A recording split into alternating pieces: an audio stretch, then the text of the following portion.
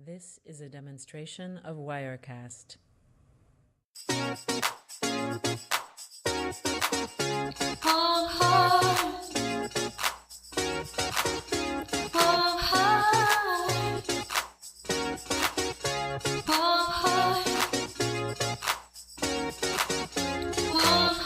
Kabalikan o kaibigan, maaasahan kailanman di iyong malalapitan. Pag-usapan natin yan.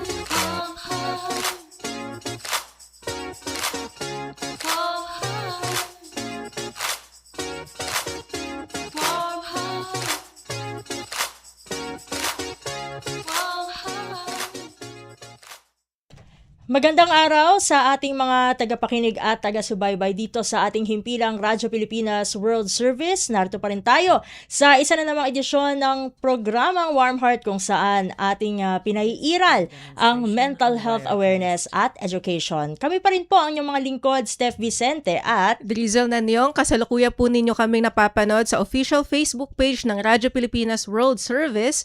Paki-follow na lang po ang aming FB page para sa live na live po ninyong masusubaybayan ang aming programa dito sa Himpilan.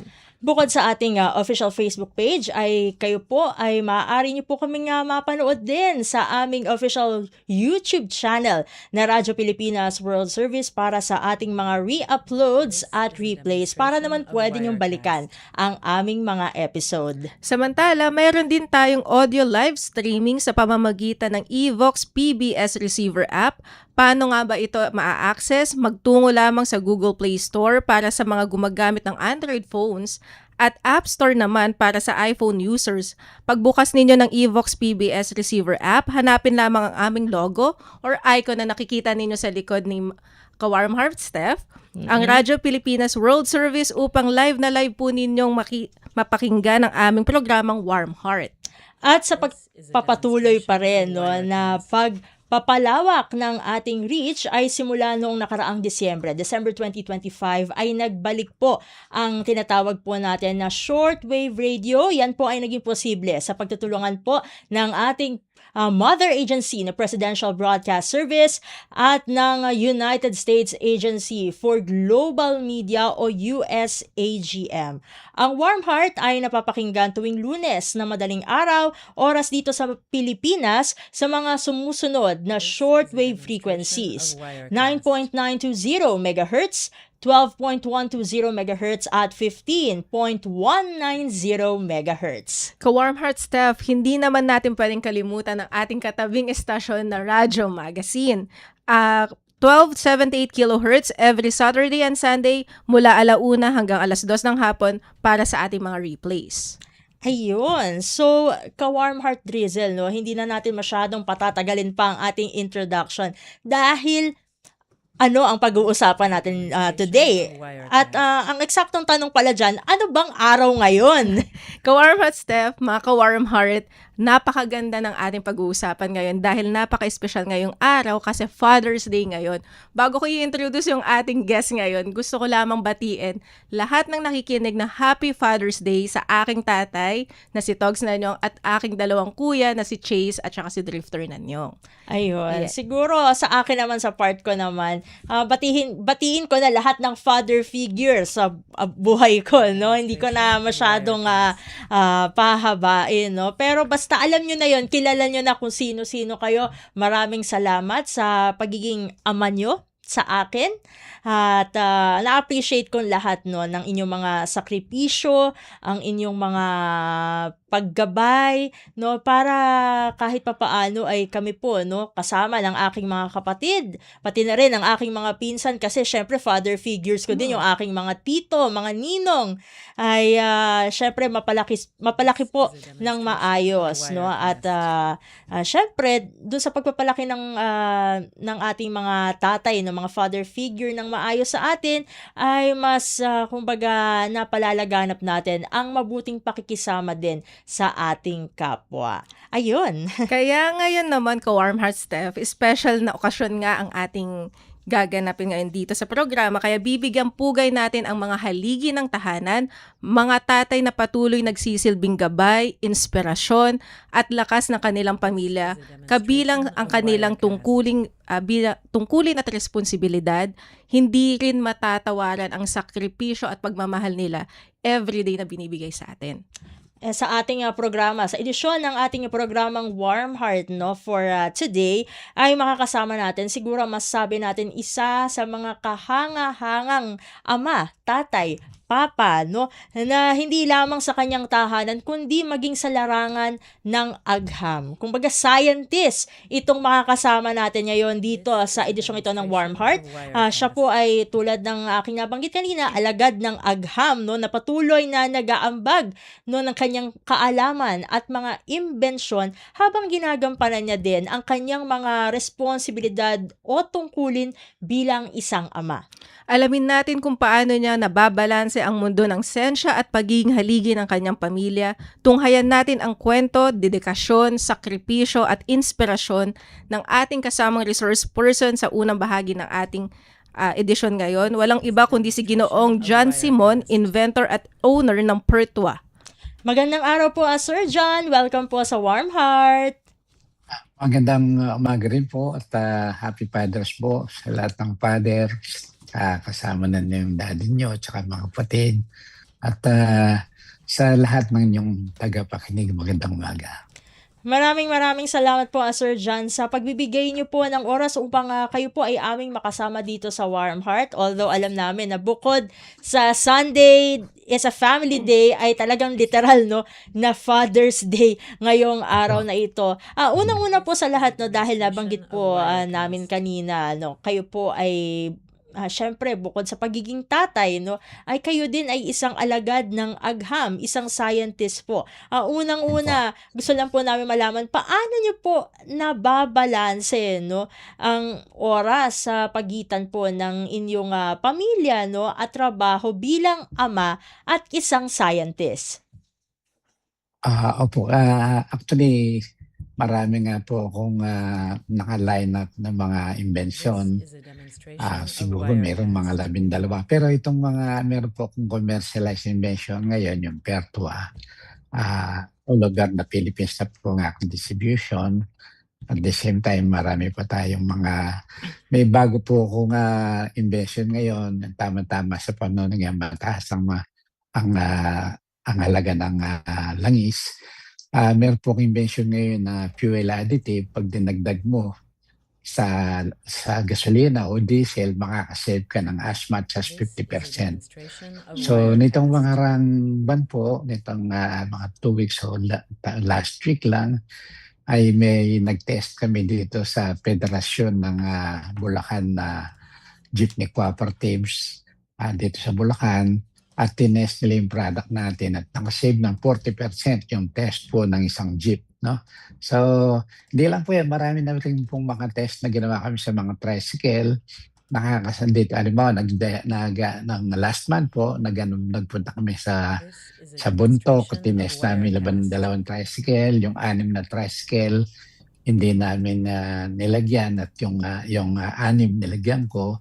So, yung 6 na hindi nilagyan, pareho lang ang konsumo. Pero yung 6 na nilagyan po ay nakasave ng 55% average sa save. So tama-tama po ito. At dito po, first week of July, ilo-launch ko na po ito. I-commercialize ko na itong produkto na ito para makatulong sa ating mga kababayan. Tungkol na po sa, sa negosyo at pamilya, ako po ay semi-retired na ngayon kasi ako 78 years old na. Pero prior po, bago ako nagsimula dito sa hanap buhay nito, siyempre nung bata pa ako at bagong mag-asawa, sinikap ko po na ang aking mga anak ay makapag-aral sa mga magagandang eskwela, no? So, yung pong mga anak ko, yung 2 babae kong anak ay nag-aaral sa Assumption College San Lorenzo, yung isa sa Miriam College, at yung isa naman nag-aaral po sa University of California, Berkeley, at yung isa naman sa Letron College. So, sinikap ko po na makapag-aral sila sa magagandang eskwela para at least mas sure ko yung kinabukasan nila, no? So, yun po, at meron po akong isang anak din na nag-aral sa Montclair University sa Amerika. Ngayon po nag-MBA siya at matatapos po siya Disyembre. At itutuloy daw niya na maging abogado. No? So natanggap po siya sa New York University. At ipopursue niya yung kanyang law career. So yan po yung mga anak ko na yung isa naman po ngayon ay maliban po sa at hindi po siya sumama sa akin sa negosyo ko, kundi nagsarili siya at gusto niyang patunayan na kaya niyang tumayo sa sarili niyang pagsisikap. So matagumpay din po siya at least sa kanyang tagumpay halos every year kasama yung pamilya nagtutour sa iba't ibang bayan sa Korea, US, Japan. So at least ako yung masaya sa na-achieve po ng aking mga anak at yung isang anak ko nga na sa Amerika na yon ay dati rin siyang nakapagtrabaho sa Pentagon bilang cybersecurity engineer. Kasi po graduate siya ng Master of Software Engineering. So yan po yung mga anak ko. Yung dalawang anak ko babae ngayon ay kasama ko sa negosyo. At ito pong isa, ito si Berna, ay nakapagtapos din po siya sa Assumption at nagparsyo ng master sa entrepreneur sa AIM. So, kaya ito namang isa ko, yung graduate ng marketing sa Miriam. So, sino po ang aking marketing department. Ito po si Berna, siyang aking parang executive vice president. So, yung aking trabaho po sa opisina ko ngayon, ang focus ko po sa R&D ngayon at saka sa marketing and tumutulong sa marketing and sales department. So ito pong anak ko, si Berna, siya naman ang namamala sa admin and finance. So yan po ang mga achievement na ko bilang ama at at least napagsikapan ko po na mailagay sila sa ayos bilang ama at magaganda naman po ang kanilang mga sarili-sariling kabuhayan ngayon. Thank you po. Nakakatuwa ka Warm Heart Drizzle na bukod kay Sir John ay maging yung kanya mga anak ay nagsa-thrive din no sa iba't ibang larangan. Pero bago po natin na kumbaga ipagpatuloy no yung pinakapaksa po natin. Siguro marami ang curious no kasi baka yung iba ngayon pa lamang narinig yung Pertwa. Yes. Ano? So Sir John no, paano niyo po ba na itatag no itong Pertwa? Alam niyo, nung ako nung medyo bata-bata pa ako ng konti, 1973, nagkaroon po ng tinatawag na energy crisis. Ano? So during that time po, nirarasyon ng mga gasolina. Para makabili ka ng gasolina, pupunta ka pa sa barangay, kukuha ng kupon. At the same time po, para nakuha ka ng kupon, yung pagbubukas po ng gasoline station, may oras. So, kumisan na alas 12 pala ng tanghali, makapila ka na, alas 3 ng hapon magbubukas yung gas station. So, abang nakapila ako, nagdasal ako sa Panginoon Diyos, Lord, sabi ko, sana po makaimbento ako ng alternative energy para kahoy namin itong problema ng energy to sa ating bayan. So, yan po. At hindi ko naman bigla po noong 1985 ay ako nagpunta sa Amerika at nakaano po ako sa isang oil company sa Amerika. No? So, natutunan ko po ang langis, natutunan ko fuel, natutunan ko lubrication. So ngayon, ako naman po prior to that, ako naman po nag-aaral ng mechanical engineering at nung nag-aaral ako self-supporting ako, nagtrabaho ko bilang machinist, tornero. So na-indulge po ako sa bakal, no, sa mga specialist steels. mga fabrication ng mga metal. So until nung ako yung naging sales engineer ng mga specialist steels din, o bakal, mga stainless, mga tool steel, etc. So natutunan ko po yung mga technology ng metal bilang metallurgist. So then nung nakapunta po ako sa Amerika, napunta naman ako sa isang Exxon. So natutunan ko lang So nagkaroon po ng synergy yung aking knowledge sa mechanical engineering, yung metallurgy at saka sa langis. So pinag-combine ko until naka-invento po ako ng isang oil na metal treatment. Ng isang oil na nagiging semi-permanent sa bakal. At the same time, yung oil na tumatagal sa makina. So yung oil ko po, times 4 po ang life kaysa mga oil yung mga liberal yung mga oil ng mga oil company, yung pang gasolina, pang diesel. So yun po sa akin, kalibang ang oil nila, nag-change ko lang pagdating ng 5,000 kilometers. Sa akin po change oil ka lang after 20,000 kilometers. So napakalaki po savings. At the same time, sa akin po oil kasi metal treatment, dahil metal treatment po ito nagiging semi-permanent sa bakal, so protected po yung makina 24/7. Kasi pagka gabi po, siyempre paparada ka, magdamag, so yung oil po, malalaglag sa oil pan. So pag i-start mo sa umaga, wala kang oil sa mga pyesa mo. So bago dumating yung oil do sa mga pyesa, gas-gas na muna yung mga pyesa. So sa akin po, dahil metal treatment siya, pag start mo sa umaga, pwede ka nang umarangkada. So kaya po tumatagal ang makina, yung naiwas natin ng gas-gas.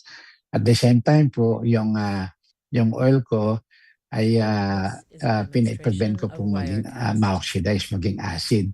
Kasi yung langis po kasi meron siyang inherent dissolved solids, kamukha ng gums, varnish, carbon, paraffin, sulfur, lead, etc. So ito po pag nag-oxidize, ang tendency po ay magiging parang sludge na yung oil mo. So 5,000 kilometers sludge na kasi namumuo na yung mga dissolved solids yung kamukha ng carbon. So yung carbon pag na-oxidize, nagiging carbon dioxide. So nagiging acidic. So ngayon yung mga oil company, yung mga ang ginagawa ng mga oil company, tinaasan nila yung tinatawag na detergency ng oil para hindi maging acid yung oil, hindi maging acidic yung oil. Ang ginawa ko po, instead na itaas ko masyado yung detergency, nilagyan ko po siya ng chemical na antioxidant. Pine-prevent ko yung oxygen na i-oxidize niya yung oil. So ngayon po, therefore, yung carbon dioxide, yung carbon, hydrocarbon po kasi ang oil, So hindi siya magiging acid. So kaya po tumatagal ang life ng oil ko. Number one, pine-prevent niyang masira yung mga inherent dissolved solids ng oil. At the same time, yung friction, pine-prevent niya at molecular level. So yun po yung kagandahan ng oil natin. Meron po tayong US patent dito sa oil natin, dito sa technology natin na ito. So sa Amerika po at isang test na extreme torture test po ang ginawa sa Amerika. Yung kotse po na nilagyan ng oil ko, dinrain yung lahat ng oil at pinatakbo dahil sabi ko po sa kanila tatagal ang oil ko up to 4 times. So ngayon po, torture test. Dahil sabi ko, naging semi-permanent ang oil ko So ngayon po, tinanggal yung oil ng kotse ko mismo. Dahil para makita, pinatakbo from Los Angeles to San Francisco back and forth. Tumakbo ng 776 miles without oil yung kotse. So yun po yung actually pang Guinness Book of Record po yun because I'm the first person to run a car for 776 miles without oil. Nice. Kasi ordinary oil, pagka nawalan ka ng oil, within 5 kilometers, kakatok po yung makina. Magkakabali-bali yung mga pyesa dahil mag-init siya dahil sa friction. So, dahil yung mga metal kasi, siyempre, sabi nga sa physics, pressure is directly proportional to temperature. So, mag-expand po yung mga pyesa pag nag-init. Kaya ngayon, magkakaipit-ipit ang mga pyesa. So, magkakaba. So, ito sa atin, dahil sa kasi yung friction po ang nagbibigay ng init, pine-prevent niya at molecular. So, kaya po nangyari yung napatakbo ko yung kotse from Los Angeles, California to San Francisco for 776 miles without oil. So, ayan po ang ating kagandahan ng mga oil natin with the US patent, paprobado po sa Amerika, na itong oil natin, matagal ang buhay. Ang kulang ko lang po talaga, talagang kulang ako sa budget ko sa advertising. Kamukha ng mga oil company, talagang billion-billion ang ginagastos sa advertising. Ako medyo malit lang ang budget ko sa na marketing ko, kaya medyo mabagal po yung ating dahil alam sa kasi produkto. Wala, may promote mo, may pakilala mo yan, no? Para makita. Pero at least, dahil kahit wala ako the advertisement, word of mouth, I have already existed for 37 years. At dito ko na po napag-aartong mga anak ko, no? Yung at dito na rin po ako nakabili na nakapagpatayo ng planta. Meron po akong factory sa planta dito sa Santa Barbara, Baliwag, Bulacan. I can produce 10 million liters of lubricants a month. So meron po akong I can store 200,000 liters of oil sa mga tangki ko at any given time. So yun po yung mga ng produkto natin. Kaiba ng produkto natin kumpara sa ibang mga oil. Wow, Sige po. congrats Sir John. Napaka-inspiring at napakaganda po pala nung naging journey nung Pertua na business po ninyo. And Sir, babalik po tayo dun sa katanungan. May katanungan kasi ako dito, Sir, na kayo po bilang ama at scientist, paano ninyo po pinapakita yung kahalagahan ng agham at saka ng edukasyon sa mga anak po ninyo? Yun nga po, siyempre, dahil na po natin, yung talagang naipakita natin sa kanila, yung pagsusumikap natin at dahil sa dahil sa akin nagre-research ko minsan po alas 2 ng madaling araw pagka nanaginip ako ako babangon ako para pag-aralan lalo yung halimbawa, actually mayroon pong blessings ang nangyari sa akin mga minsan nung hindi-develop po yung Pertua. Ako po nangangailangan ng isang materials, isang ingredient na gusto kong magkaroon ng characteristic na maging semi-permanent sa bakal itong aking produkto. So, ngayon, bago po ako matulog, nagdasal ako. So, ngayon, nung mga bandang alas 2 ng madaling araw, naginip ako. Sabi ni Lord, magpunta raw ako sa Malabon. No? So ngayon, kinabukasan ng mga bandang naligo na ako ng maaga at alas 9, nasa Malabon na ako. Naglalakad ako ng walang direksyon. Wala naman po binigay na address si Lord. So ngayon, mga bandang alas 12 ng tanghali, medyo nagutom na ako. Nagpunta ako sa isang sari-sari store, no? So yung habang umiinom ako ng yung pong sari-sari store kasi may bench na magkatapat, di ba, sa So nasa gitna ako ng dalawang mama, nag-uusap sila at pinag-uusapan nila yung hinahanap kong produkto. So tinanong ko kung saan yung nila, tinuro sa akin yung ayan dyan sa brown na gate niyan, pumasok ka dyan, yan, hanapin mo si ganito. So yun. So inanap ko yung manager nila. So tama, yan ang aming ganito, yung characteristic ng aming produkto na ito, blah, blah, blah. So yun po, at pagbalik ko bumili ako kagad ng isang balde, then bumalik na ako doon sa opisina ko at tinimpla ko na perfect, naging semi-permanent na mo yung ating produkto. So ang pinapakita ko po sa kanila talagang maliban sa sipag at pinapakita ko rin sa kanilang spiritual every Sunday po at nagsisimba kami at talagang siyempre po yung ang pinakamagandang guidance sa mga anak yung spiritual na iyan mo sa kanila na talagang may Diyos na dapat na na tawagan mo para matulungan ka sa iyong buhay. So, yan po. Mm. Sir John, matanong ko lamang po, no? Kanina nabanggit niyo po na semi-retired na po kayo and then Opo. 78 years old na po kayo. Pero meron pa po ba kayong mga masasabing hamon sa pagsabay ng propesyon at responsibilidad sa pamilya, no? Kung hindi man po ngayon, during the previous years or decades po? Yun nga po, yung mga ano po na commission kasi siyempre sa pagde-develop ng produkto, kailangan mo rin ng hindi ka pwedeng ikaw lang. So, kailangan makakuha ka ng mga taong katiwa-tiwala na hindi maghahangad ng masama. Kasi alam mo, sa pagde-develop ng produkto, minsan, pag may nakuha kang may nakuha kang tao, minsan, talagang wala silang kumbisa, akala mo mapakabait nila pero bandang huli magiging kalaban mo sila dahil may natutunan nila yung So marami po akong ganyan mga naging tauhan na ngayon po makalaban ko sila sa negosyo. So yun po yung mga challenge. Siyempre at the same time, yung siyempre yung presyo ko, ang kalaban ko yung mga oil companies.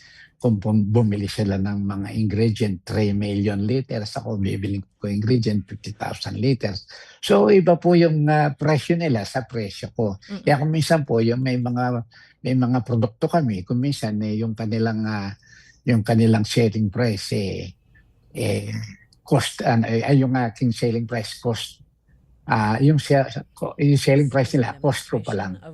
So, kaya yun ang problema ko nga kasi ang kalabang ko yung mga giants na talagang may budget sa volume na materials. Siyempre, iba yung presyo ng volume, iba yung presyo ng tingi. At the same time, may mga budget sila sa advertising. Yun po, yun ang nagiging challenge po. At the same time, yung mga tao, yung pag-handle ng mga tao. Kasi po sa ngayon, meron na ako mga about more than 100 na tao sa aking planta at sa aking sales.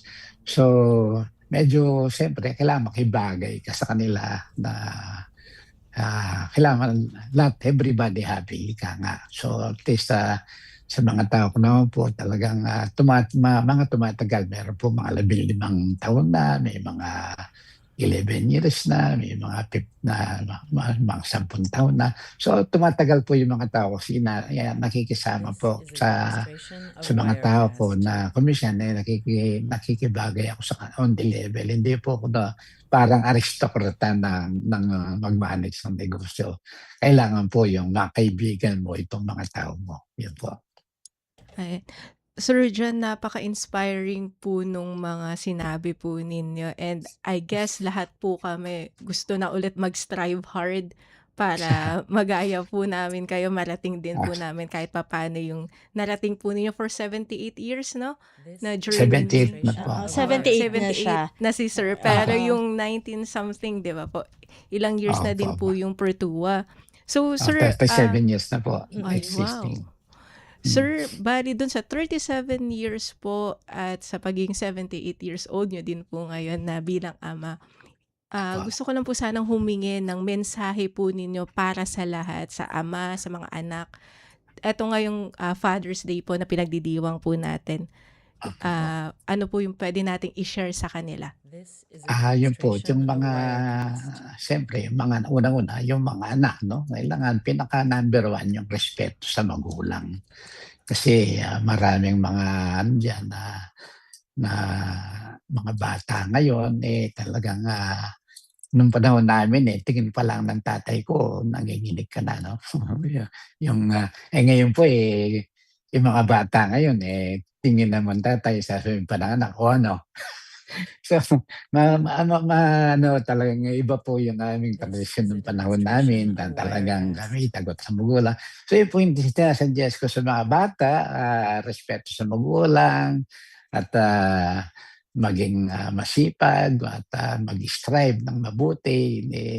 Kasi po yung mga ano ngayon, mga gadget ngayon, yung mga bata, halos about 75% ng time nila nasa gadget, ano? So yun po yung yung mga gadget na yan, sabihin natin na nakakasagabal po sa tagumpay yan, 'no? May makakatulong din kaya lang kailangan i-regulate mo yung pagga-gadget mo, 'no? At the same time siyempre yung maliban sa respeto sa magulang yung talagang, i-ano mo yung spiritual mo rin na, mag-ano ka na, maging, ano ka sa Diyos, magsimba ka, maging matulungin ka sa kapwa. At the same time, number one yung humility, yung pagpapakumbaba ng loob. Na kasi kung minsan 'pag masyado kang agresibo, masyado kang ayaw mong patalo, diyan po nagkakagulo yung bayan natin kasi nga, wala na sa lugar, pagpipilitan pa. So, yan po ang natin. Ngayon po meron po akong gustong i-divulge na na makakatulong sa bayan natin. Alam niyo nung 2002 i-implement po yung Clean Air Act Law. So ngayon, mga 2000 po, member ako ng multi-sectoral committee ng Clean Air Act Law sa Senate. Ngayon po, meron po akong sinabi sa dinibal sa Senate na kasi po ang mga kasama ko sa grupo, mga presidente ng mga car companies at presidente ng mga oil companies, Petron, Shell, Catex, Celso. Ngayon po at the same time, ngayon dinibals ko po yung kasi yung problema dun sa isa-substitute nila dun sa lead. Kasi yung Clean Air Act Law dapat let us get rid of lead because lead is tinatawag carcinogenic po. So ngayon, pero yung lead po, very essential po sa gasolina yan. No? Kasi yung lead kasi, ang function niya, anti-knock. So without lead, sasabog po yung makina. Kasi kung minsan, doon sa piston mo, imagine niyo yung butas ng piston, kung minsan nasa 10% pa lang ang travel ng piston, sasabog na yung makina, sasabog na yung fuel, kung walang anti-knock. So yung anti-knock po yung tawag din octane rating. Para at least, alam mo, yung octane 100, yung puputok po yung piston doon sa tamang-tama sa dulo niya, natatakbo niya, no? Ang tawag po sa mechanical engineer, yung top dead center ang tawag, ano? Pero kung po, so napaka-importante po nitong lead sa oil. So, kailangan alisin mo siya, may i-replace mo siya kasi may function siya. Hindi naman siya dumi, no? May function po talaga. So, ngayon, dahil yung niya, i-replace po siya ng MTB, methyl terbutyl ether. Ang problema po, yung methyl terbutyl ether, yun ang ginagamit sa Amerika. Kaya sa Amerika, merong tinatawag na catalytic converter yung mga sasakyan, no? Bago lumabas sa tambuso, dadaan muna doon sa catalytic converter. So i-neutralize ng catalytic converter yung mga toxin, yung mga etc. No? Ngayon po, ito pong MTB nito, problema dito, gas siya. So, paglabas sa tambuso, wala kang catalytic converter, maging airborne siya. Pero alam mo ba ninyo na itong MTBE ay carcinogenic din, no? At the same time po, it affects central nervous system. I-deplete po niya, i-depress niya yung utak natin.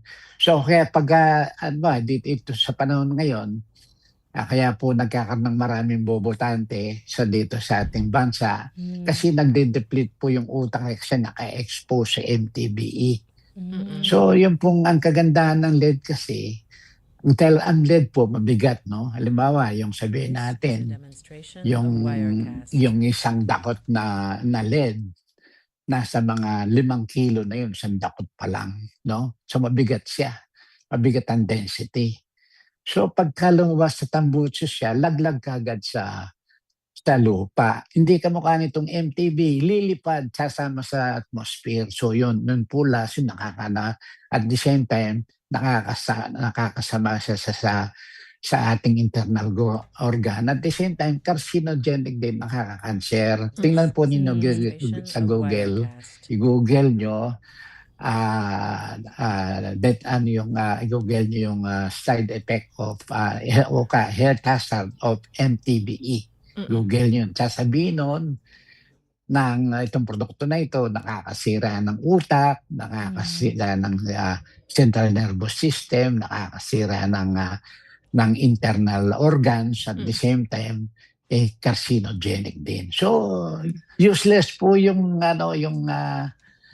clean air act law. Kaya kailangan siguro sa ngayon ang ating Department of Environment, Department of Energy, i-review ang Senate, Congress, i-review nila itong problema ito na ipinalit nila sa LED, na mas worse sa LED kasi kaya sa worse sa LED, nakakabulag pa siya. So yan po yung natin na issue na dapat na tingnan kaagad ng ating Congress, po yung tungkol sa LED at saka sa MTBE na rin. Was worse pala. Hindi walang clean air act law. Useless yun. Dirty act law yun. Hindi sa clean air act law. Yan po. Siguro may mga nakakarinig sa atin ngayon, no? Oo. Regarding sa inyong panawagan, dahil tayo ay government station, baka yung ating mga mababatas, maging yung ating mga iba pang government officials ay maaaring naririnig po ang inyong panawagan regarding po, no, dun sa impact po nitong NTB na ito. MTB, methyl butyl ether. MTBE. Methyl. Yan. With that po, maraming salamat po, Sir John, sa pagsama niyo po dito sa programang Warm Heart. Alam naman po natin, lagi naman natin itong sinasabi na Sunday is a family day at ngayon ay Father's Day, ay syempre binigyan nyo pa rin po kami ng oras upang ibahagi po ang inyong mahalagang insights, hindi lamang po bilang isang ama kundi bilang isang scientist na rin po. Maraming salamat po sa ulitin po at God bless po sa inyo at sa inyong pamilya. Maraming din salamat po sa pagbibigay niyo sa akin ng pagkakataon na maging guest ninyo dito sa inyong programa. Maraming salamat po. Maraming God salamat bless po. Thank you. God bless po. At ating pong nakasama si Ginoong John Simon, isang ama at scientist na siya ring inventor at owner ng Pertwa para sa ating Father's Day special dito sa Warm Heart. Magbabalik ang ating palatuntunan, makalipas lamang po ang ilang mga paalala. Magandang araw, si Ding Dong Dantes po ito. Dahil taon-taon tayong binibisita ng bagyo, kailangang handa tayong harapin ito. Naalala ko si Mami, meron siyang isang envelope kung saan nakatago ang mga importanteng dokumento para madaling kunin at dalhin kapag may bagyo. Ang misis ko naman, may nakahanda palaging emergency go bag na may lamang damit, gamot, pagkain, tubig at pera na kasya hanggang 3 araw sakaling kailanganin namin pumunta sa evacuation center. At syempre, ang toka ko, bago pa dumating ang bagyo, sinisilip ko na kung may mga butas ba yung bubong o ang ibang parte ng bahay na kailangang i-repair. Nakamonitor din ako sa updates ng Pag-asa tungkol sa bagyo. May kanya-kanyang responsibilidad sa bahay para sure na ligtas ang buhay. Dahil #panatag ang may alam. Maging panatag Pilipinas. Attitude of gratitude. Attitude of gratitude. Warm Heart. Warm Heart. Warm Heart. Palawakin ang kaalaman sa mental health. Alamin ang ilang mga self-help tips at makinig sa mga kwento ng paghilom. Dito yan sa Warm Heart. Warm Heart.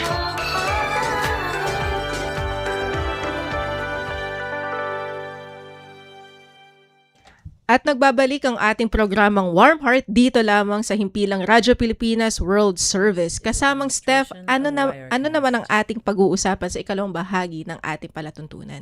Ayun. So, nagpapatuloy pa rin ang ating Father's Day special dahil isa sa mga tatalakayin natin sa second part ng ating programa, itong tinatawag na paternal depression. Pero bukod dito, no, medyo sumegway tayo kasi patuloy pa rin nating pinag-aaralan dito sa Warm Heart yung mga tinatawag na personality disorders.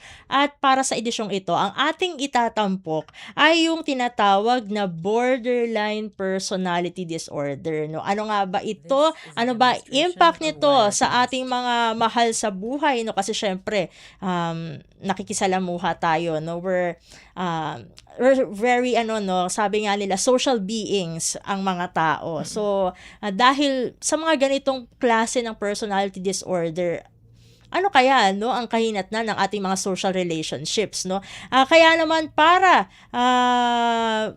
ito ay ating talakayin, no, bukod dito sa tinatawag na paternal depression, ay ating makakasama naman ang isang registered guidance counselor at psychologist mula sa InTouch Community Services, walang iba kundi si Ginoong Jose Joey Alejo. Sir Joey, Happy Father's Day po and welcome po sa Warm Heart. Happy Father's Day also sa inyong lahat at sa lahat ng mga tagapakinig at sa inyong dalawa, Drizel and Steph. Maraming salamat po Sir Joey for joining us dito sa programa. Hindi na po kami magpapatumpik-tumpik na, diretso na tayo sa ating unang question. Sir Joey, paano niyo po mailalarawan itong tinatawag na paternal depression? Kasi parang hindi ito masyadong lumalaganap na konsepto dito sa Pilipinas. At paano ito naiiba doon naman sa stresses na kinakaharap ng mga ina? Okay. Yung sinasabi nating paternal depression, no? Medyo parang generic, no? Though specifically it would pertain to paternal postpartum depression. O kaya paternal perinatal depression na may katumbas din sa mga ina. No? Kasi yung postpartum, yun ang both, no? Naramdaman nyo ng ama at ng ina, no? Kaya lang may kakaibahan, no? Kung ano yung naramdaman nila.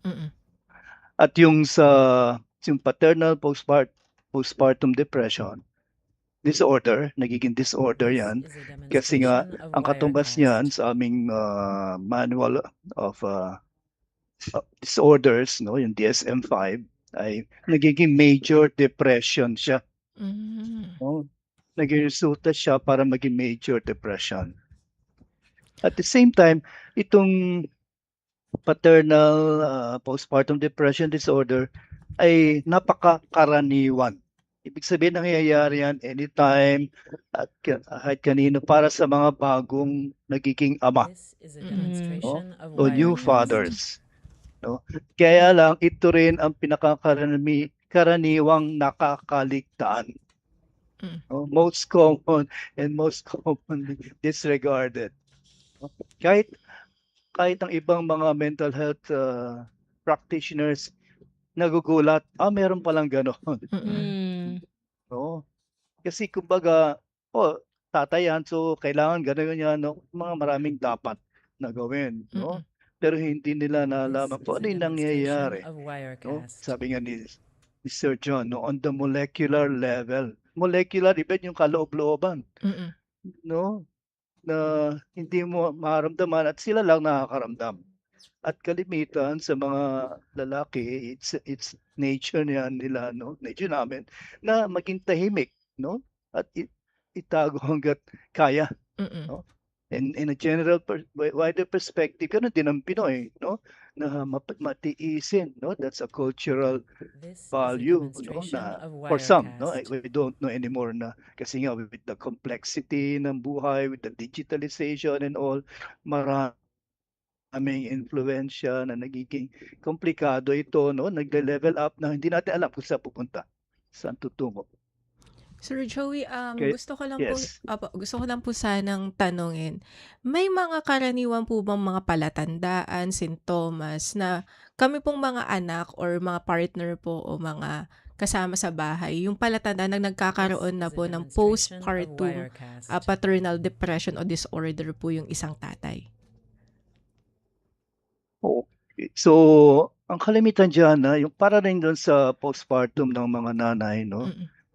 Do sa kanila persistent, no? Patuloy yung damdamin ng kalungkutan. Para bang parating malungkot or tahimik, no? Yun ang nagsimula, no? Na gusto mapag-isa, no? At the same time, nahirapan sila mag-concentrate, no? Sabi may sinabi, This "Oh, is a Papa, ganito yung demonstration of nakalimutan na." Wirecast. No? So parang na-disrupt na yung concentration niya, yung flow ng attention niya, no? At the same time, madali siya mapagod, no? Parang konting ano lang, no? Pero nag-isip lang siya, no? Mm. Pero yung pag-iisip na yon, parang hinigop na lahat yung buong energy niya doon, no? Mm. At kalimitan, malimit siya mainis, Mm. o mataas yung level ng irritability niya, no? Irritable siya na hindi mo alam kung anong dahilan, no? This Pero is a at the same time, demonstration of yon ay Wirecast. tumutukoy doon sa kanyang anxiety, no? Pagkabalisa, no? Kasi mayroong something futuristic that will happen, which is yun yung panganganak ng kanyang may bahay o partner, no? Mm. Kaya ang yung irritability na yon nag-result sa anger o galit, no? Na nagbubunga ng pag-aaway ng mag-asawa o ng mag-partner, no? At the same time, nadadagdagan yung oras niya This is sa a trabaho, demonstration no? of Kasi minsan hindi Wirecast. niya nagagawa o nadidelay o, no? At the same time, nadadagdagan din yung oras niya sa computer or gadget, no? Mm. Kasi nga yun ang in ngayon, no? So hindi siya papahuli, lalo na yung mga batang ama, Mm. no? At Mm. lastly, nadadagdagan yung paggamit ng mga substances, no? Like alcohol or at times Mm. even drugs. So Mm. yun ang mga palatandaan na kailangang makita natin, no? This is At a maging mapagmatsyag demonstration of tayo, Wirecast. no? Sir So, Joey, matanong ko lamang po, ano, meron po bang mga matatawag na risk factors behind paternal postpartum depression? okay. So ang risk factors diyan is yung for example sa kanilang hereditary, no, biological, no? Kung sa family nila This is a ay tumatakbo demonstration na of mayroon ding may Wirecast. history ng gano'n, no? Yung first degree or let's say yung magulang or sibling or kapatid ay mayroon din ganong condition, no? Mm. So most likely magkakaroon din siyang ganong condition, no? At kung magkagayon man, so mahihila o madadama yung relasyon niya, no, sa kanyang asawa o may bahay, no? At kung may anak man, so This mababawasan is a yung bonding, demonstration of no? Wirecast. Yung bonding time. Okay po. Sir, paano po makakatulong ang pamilya o ang komunidad para po sa mga nakakaranas ng ganitong depression po? Unang-una, kailangan makausap, no, yung taong involved, no, na makumbinsi siya na kailangan niya ng tulong, Mm. no? Ng help, no? Importante na magsisimula This yung is a demonstration of yung help Wirecast. sa sarili, no? At makumbinsi siya na kailangan niya nga, no, ng tulong, no? And then kailangan makausap din yung mga taong nasa paligid niya. Kalimitan kasi yung mga taong nasa paligid yon ang nagde-deny, no, Mm. na wala yan, no, ganun lang yan, no, natural niya yan, no.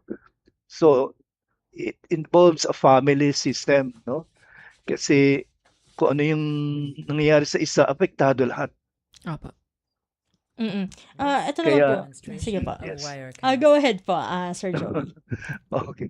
Kaya it's not just a work on the person but also on the family as well. Ito naman po 'no, moving forward po to another topic kasi nabanggit natin na patuloy pa rin natin pinag-aaralan dito sa Warm Mm. Heart, itong mga tinatawag na personality disorder. At for today ay nandito tayo sa tinatawag na borderline personality disorder. So, Sir Joey, ano po ba yung mga pangunahing katangian at sintomas nitong tinatawag po na BPD? Okay. Itong borderline, no? So, nung hinanapan ko siya na katumbas na Tagalog, ay napakalalim, no? Diferensyang alanganing pagkatao, no? So, kumbaga alanganin, no? Kasi nga borderline, alanganing ito o iyon, no? Kaya naglalaro siya, very ambivalent, no? Either black or white, no? Kaya nga ang mga simptomas nito sa natanong nyo is yung masyadong intense, no? Intense yung kanyang mga reaksyon, no? Na kausap mo lang sumisigaw na, no? And then at the same time mabilis magbago yung kanyang emosyon, no? Na kanina lang ang saya-saya tapos biglang galit na, no? And then nahihirapan siyang mapanatili yung relasyon niya sa tao, no? Lalo na sa taong kasama niya, yung mga significant others niya, no? O may bahay niya, no? And then ang pakiramdam niya, nawawala na ng saysay yung kanyang buhay, no? It becomes meaningless, no? Or empty, no? Na kahit anong sabihin mo, wala Kaya makita mo panglabas na walang kabuhay-buhay, no? Parang very poker face siya, no? Kahit pasahin mo so wala, no? Walang nangyayari, no? Sir Joey, bilang psychologist po, paano nyo po ginagawa yung diagnosis or mga test po para malaman natin na itong isang taong to is Kaya nga, nasa... yes. Go ahead po. Paano ulit? Sorry, hindi ko na-gets yung last Paano line. po natin bilang psychologist po, paano nyo po nadadiagnose ang isang tao na meron po siyang borderline personality disorder? Okay. So, of course, may assessment stage yan, no? Or part, no? Kung anong history ang pwede mo makuha, no? Sa family, no? Especially kung nagkaroon siya ng trauma during childhood, no? Kasi ang pinaka main picture dyan is yung issue dyan is yung abandonment, no? Was there a time, no, nakaranas siya na na-abandon siya, no? At from then on, parang yung kwerdas, no? It keeps on na parati mong ginagalaw, no? So parati siya na-disturb, no? Hindi siya stable, no? Nagiging unstable yung kanya emotion. At every time, parati siyang nasa survival mode, no? Na hindi mapakali, no? Balisa rin, no? May anxiety, depression, at kung ano-ano pa, no? So yun, yung history taking, record taking, no? At the same time, ang isa pa is nag-engage na siya sa self-harm. No? So yung makita mo minsan yung mga tattoo, no? Masakit yun, di ba? Opo. O kaya yung kuko, no? Pudpud na, talagang sagad na, pero pinuputol pa rin, no? So hindi lang bipolar yun, no? Meron pa rin may co-occurring pa yun, no? May comorbidity pa yun, no? Na yung self-harm na kakambal lang nun, no? Pero natural lang na mayroong self-harm yun. Pag nag-self-harm na, teka muna. No? At the same time, hindi siya masaya, no? Kailangan parang may self-centered rin siya, no? Na quest sa sarili niya. Ayun, and bago natin Did I answer your pagpatuloy. question? Nasagot Yes. naman po. Tama. Yes po, yes po. Yes po. Nasagot naman po. Opo. Pero bago natin na Okay. Thank you. ipagpatuloy, thank you rin po, Sir Joey. Pero bago po natin ipagpatuloy, no, yung ating diskusyon, no, kasi nabanggit natin yung self-harm, trigger warning lamang po para dun sa mga maaari na nakikinig sa atin ngayon na medyo mabigat, medyo na-trigger dun, no, sa salitang self-harm. So, i-practice po natin, no, yung self-care after ng ating discussion para kahit papano ay gumaan ang inyong pakiramdam pagkatapos po ng ating talakayan. Ito naman po, Sir Joey, kasi napag-usapan na natin yung kung paano idinadiagnose, no, itong mga taong posibleng may borderline personality disorder. Ito naman po, no, ano po kaya yung mga posibleng pinagmulan ng ganitong kondisyon ng isang individual? Okay, number one is biological or genetics, no? Na maaaring nakasalalay doon sa genes niya, no? O may history, no? Yung exposure niya, as I said kanina, yung trauma, no? During childhood, no? Na talagang abandoned na siya. No? Hindi siya nakatikim, no? Ng anumang care or yung kanyang first caregiver, no? Na masyadong may abuse, no? Na napaloob na na-experience niya. No? And then going back to the biological, no, so it runs in the first degree, yung parents or siblings, no, yung may history sila noon, no? And then yung at yung exposure niya, kung ano naman yung environment niya, no, kung saan naman siya napunta, or even the family itself or the community itself, no, na talagang nare-reinforce, no, na siya ay na-abandon na, no? Kaya in any aspect hindi siya secured. Parati siyang threatened. No? At ang ano niya, ang focus niya is towards him or herself. No? Kaya nga nag-resort sa self-harm. No? Okay po. Sir Joey, ano po yung mga karaniwang hamon na kinakaharap ng isang taong may borderline personality disorder? Ang kalimihang hamon is that yung nanineglect na di siya na-validate, no? Parati siyang invalidated na, mali ka, no? Ganito yun, no? Hindi ka maling ginagawa mo, no? So hindi siya nakakatikim ng validation, no? Na for once, no, maging tama naman yung ginagawa ko or maging aya-aya yung aking contribution sa society. No? So, kaya naging resulta sa abandonment. Na kung paano niya i-handle yung ganong emosyon, no? Kasi kumbaga nasanay na siya, no? Day in, day out, parating gano'n na lang yung timpla o yung temperature niya, no? At napapahaba niya to, no? Hindi nag-stop, walang interruption. No? So ang hamon doon is that makagawa siya or makagawa siya ng mga bagay na interesting para sa kanya, no? At mabawasan yung kanyang expectation sa kanyang relasyon, no? Kasi pag kalimitan, pag may relationship tayo, para tayo expect, kailangan ganito. So kailangan mabawasan yun, no? At yun na isang challenge, no? Na kailangan yung mataas na level, no? At taas ng ating kamalayan o yung awareness natin. No? Nasaan na ba ako? Ano na ba yung binibuild up ko sa aking relationship sa taong ito? Ito naman po, Sir Joey, no, siguro curious sa mga tao, no, kung ito bang kasi last time nabanggit sa amin, no, last week nung pinag-usapan namin yung narcissistic personality disorder, ay binanggit sa akin, hindi siya curable talaga, pero manageable. Ganito rin po ba ang sa case ng borderline personality disorder? At ano po ang mga epektibong paraan ng paggamot o therapy para sa mga taong merong ganitong klaseng kondisyon? Ayon naman sa aking mga nabasa sa mga research studies, no, may hope naman, no? May hope naman dito sa borderline, no? At ang kalimitan na